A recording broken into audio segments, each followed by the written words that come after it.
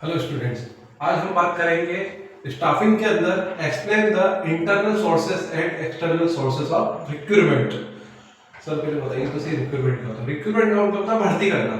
भर्ती करने के बाद बेस स्टाफ को चूज किया जाता है, सिलेक्ट किया जाता है। ठीक है, तो रिक्रूटमेंट मतलब पहले भर्ती करना। ठीक है, तो ये बहुत अच्छा क्वेश्चन है, बोर्ड एग्जाम में पूछा जाता है। Explain the internal sources and external sources of recruitment. तो पहला है इंटरनल सोर्सेस। इंटरनली क्या है? Promotion.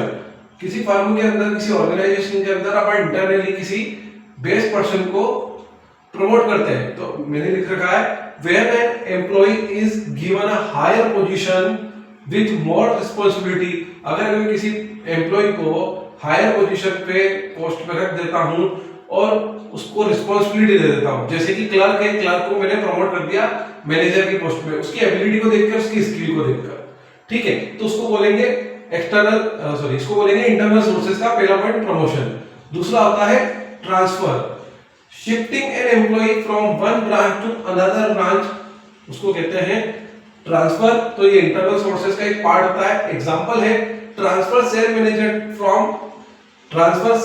Manager from Indore branch to Bhopal branch. एक अच्छा एम्प्लॉय है, बहुत अच्छा काम करता है, बट मैंने उसकी पोजीशन चेंज कर दी, उसको मैंने सेल्स मैनेजर की पोस्ट पे था, उसका ट्रांसफर कर दिया मैंने अदर ब्रांच में। मतलब सेल्स मैनेजर यहाँ भी था और वहां पे भी मैंने सेल्स मैनेजर की पोस्ट पे ट्रांसफर कर दिया, मतलब भोपाल, इंदौर से भोपाल कर दिया।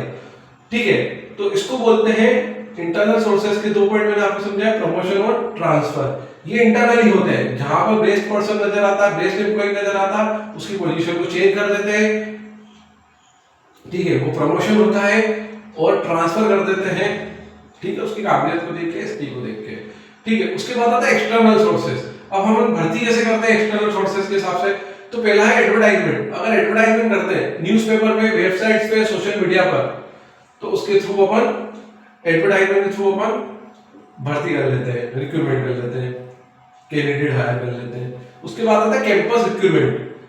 आपने देखा होगा कि कैंपस के अंदर, कॉलेजेस के अंदर स्टूडेंट्स पढ़ते हो आप लोग, तो अच्छी नौकरी के लिए क्या होती है, कंपनी आती है कैंपस में और हायरिंग कर जाती है स्टूडेंट को, उसको कैंपस रिक्रूटमेंट कहते हैं। तो कैंपस से भी रिक्रूटमेंट हो जाती है और इंटरनली अपन प्रमोशन कर देते हैं एम्प्लॉय को पोस्ट पे, तो अपने को मैनेजर के लिए अच्छा पद मिल जाता पुराना और अपन नया कैंडिडेट चूज कर लेते फिर।